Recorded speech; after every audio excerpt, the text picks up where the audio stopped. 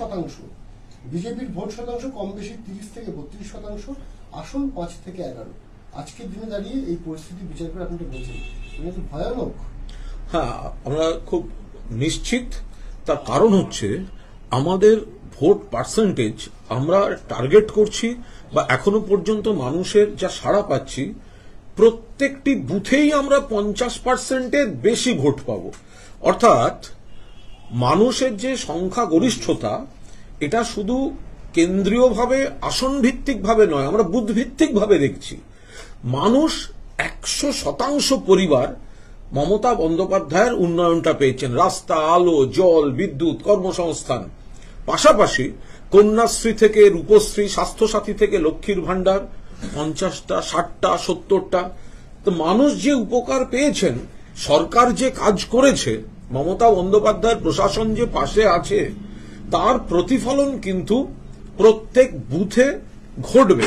সেই জায়গায় দাঁড়িয়ে আমরা ওয়ার্স্ট টু ওয়ার্স্ট আমরা ধরে নিচ্ছি 30 থেকে 35টি আসন মিনিমাম তৃণমূল কংগ্রেস জিতবে। আমরা সেটাকে বাড়াবার চেষ্টা করব, এবং ভোট আমি আবার বলছি বুথ ভিত্তিক ভাবে, বুথের যদি যারা ভোটার তাদের 100% পরিবারে যদি উন্নয়ন পৌঁছে থাকে, তাহলে আমরা তাদের ভোট পাবো না কেন? এটাই তো অস্বাভাবিক।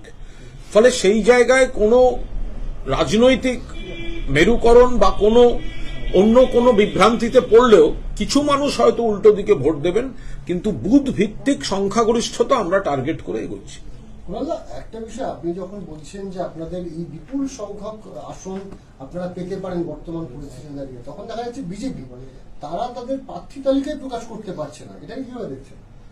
বিজেপি, এবারের বিজেপির যা প্রস্তুতি, this is too early for the next election.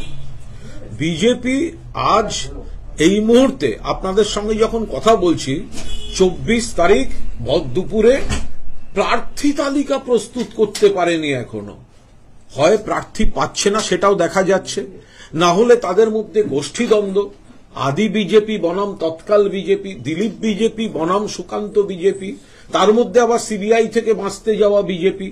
এই দিয়ে একটা ছত্রখান অবস্থা। একে তো নীতির লড়াইতে পিছিয়ে গেছে, রোটিগা কাপড়াওয়ার মাকানে নেই, বাংলার প্রতি বৈষম্য, প্রতিহিংসা, বাংলার সম্মানে আঘাত করা, তার সঙ্গে উন্নয়ন, এবং বিজেপি ক্যান্ডিডেট খুঁজে পাচ্ছে না। এখন জোড়াতালি দিয়ে এদিক ওদিক থেকে এনে একটা জোড়াতালির ক্যান্ডিডেট হয়তো যদি রাখেও, কিন্তু that will be too early for the next election, not for the coming election. ছেঁড়া কাঁথায় শুয়ে লাখ টাকার স্বপ্ন, বাংলার একটা প্রচলিত প্রবাদ। না, ভাববেন না যে কোনো ঘটনার সঙ্গে আমি রিলেট করে বলছি। আমার যেন এই ভবিষ্যৎবাণী শুনে কোথাও মনে হচ্ছে যে ছেঁড়া কাঁথায় শুয়ে লাখ টাকার স্বপ্ন। দুটো জিনিস হতে পারে। আমি বলছি যে তৃণমূল কংগ্রেসকে যখন 30 থেকে 35টা আসন দেওয়াই হয়ে গেছে, তাহলে বিজেপিকে 5 থেকে 11টা দেওয়া কেন? কংগ্রেস তো একটাও পাবে না বলেছেন ওনারাই, উনিই বলেছেন। 42 থেকে হঠাৎ 30 থেকে 35-এ নেমে গেলেন কেন? নেত্রীর কাছে বকা খাবেন না? সর্বভারতীয় সাধারণ সম্পাদকের কাছে বকা খাবেন না? নাকি হাওয়াটা বুঝতে পারছেন? সমীক্ষা যেভাবে আপনাদের বিরুদ্ধে যাচ্ছে গোটা রাজ্যের ক্ষেত্রে, এবং দুপুরবেলা সাংবাদিক বৈঠক যখন করেছেন তখন বলেছেন যে বিজেপির প্রার্থী তালিকা প্রকাশিত হয়নি, কিন্তু আজকে সন্ধ্যাবেলা বা রাত্রিতে বিজেপির প্রার্থী তালিকা প্রকাশিত হওয়ার পর আমি এই প্রতিবেদনটা করছি। সুতরাং এই যে বিজেপির প্রার্থী তালিকায় যা যা চমক আছে বা যে নামগুলো রয়েছে, সেটা দেখার পর কালকে কি বলেন সেদিকে আমাদের লক্ষ্য রাখতে হবে। তবে আমার যেন কোথাও মনে হচ্ছে উনি মনে মনে বুঝতে পারছেন যা যা বলেছেন তার উল্টোটা হবে। অর্থাৎ ঠাকুর না করুন, রাজ্যের শাসক দলের কপালে 5 থেকে 11টা যাবে না তো। উনি কিন্তু জল মাপতে পারেন খুব ভালো, উনি কিন্তু জল খুব ভালো মাপতে পারেন, বোঝেন। সেজন্য আগে থেকে কথাটা একটু বাজারে ছড়িয়ে রাখলেন। হ্যাঁ, পঞ্চায়েত নির্বাচনে যেরকম ভোট ওনারা করিয়েছেন, সেরকম হলে প্রত্যেক বুথে 50% কেন, 60-70। ওই তো গার্ডেন রিচে যে ঘটনা ঘটলো সেই ওয়ার্ডে 98.28% ভোট পেয়েছিলেন তৃণমূল কংগ্রেসের যিনি কাউন্সিলর। গতকাল শুভেন্দু অধিকারী হাওড়ার জগৎবল্লভপুরের সভা থেকে বলেছেন যে এই যাদের যাদের নাম প্রায় বলে থাকেন, জাহাঙ্গীর, শাহজাহান, তারা কে কত ভোটে জিতেছিলেন।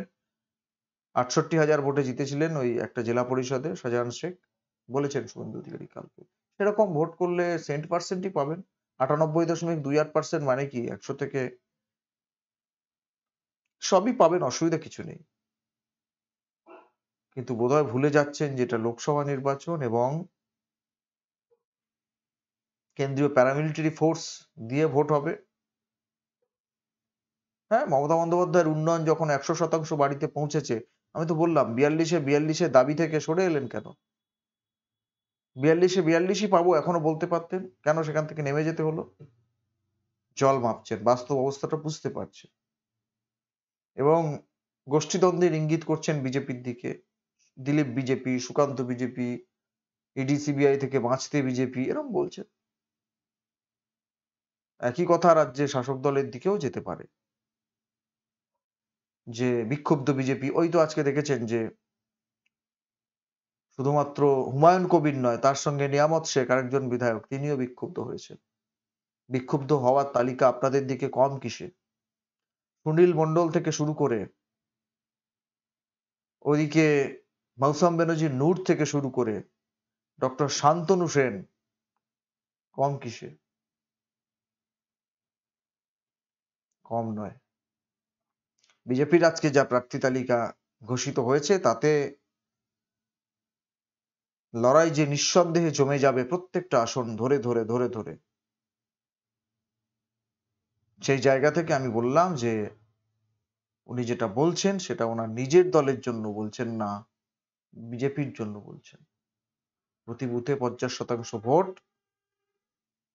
30 থেকে 35টা আসন সম্ভবত বিজেপির জন্য বলছেন। কারণ অভিজ্ঞ সাংবাদিক, দীর্ঘদিন বিভিন্ন নির্বাচনকে খুব সামনে থেকে দেখার সৌভাগ্য সুযোগ ওনার হয়েছে, সেই জায়গা থেকে উনি জলটা ভালো মাপতে পারেন। আমি তো বলছি 35-এ নামলেন কেন? 42-42 দাবি থেকে ওই জায়গায় দাঁড়িয়ে থাকতে। কংগ্রেস তো একটাও পাবে না বলছেন, তাহলে আপনারা 42-42 পাবেন না কেন? 100% উন্নয়ন পৌঁছেছেন আর বলছেন যে too early to say for the next election. এই ইলেকশনের জন্য ক্যান্ডিডেট নয়, পরবর্তী বছরের বা পরবর্তী লোকসভা নির্বাচনের জন্য প্রার্থী। এ রাজ্যে প্রার্থী প্রথম কে ঘোষণা করেছিল? নির্বাচন ঘোষণার অনেক অনেক আগে বিজেপি।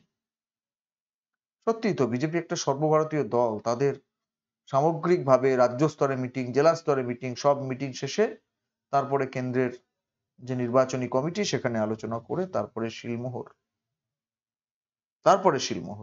সুতরাং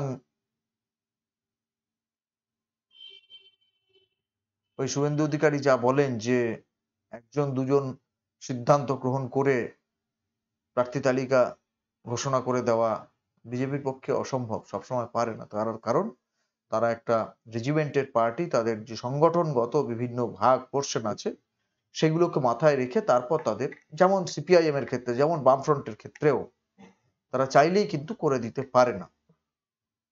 এটা নিয়ে টিপ্পনি কাটছেন, ঠিক আছে, কিন্তু প্রার্থী যখন আজকে ঘোষণা হয়ে গেছে এবং সেখানে যখন চমক একের পর এক, কৃষ্ণনগরে অমৃতা রায় রানীমা, পূর্ব বর্ধমানে অসীম সরকার, তমলুকে তো প্রত্যাশা মতোই জাস্টিস গাঙ্গুলি, উত্তর কলকাতায় তাপস রায়, যে তাপস রায়কে আপনিও গুরু বলেছেন অনেকবার, বুঝতে পারবেন এবার। আমি সেজন্যই বললাম যে বোধহয় বিজেপির জন্য বলেছেন 30 থেকে 35, আর তৃণমূল কংগ্রেসের ঠাকুর না করুন 5 থেকে 11। প্রিয় দর্শক, কি বলবেন আপনারা? ছেঁড়া কাঁথায় শুয়ে লাখ টাকার স্বপ্ন বলবেন নাকি দিবা স্বপ্ন দেখছেন মিস্টার ঘোষ? জবাব দেবেন আপনারা, আপনাদের উত্তরের অপেক্ষায় রইলাম। আপনারা দেখতে থাকুন কেএবি নিউজ প্লাস, নজর রাখুন আমাদের প্রত্যেকটা প্রতিবেদনে। ধন্যবাদ।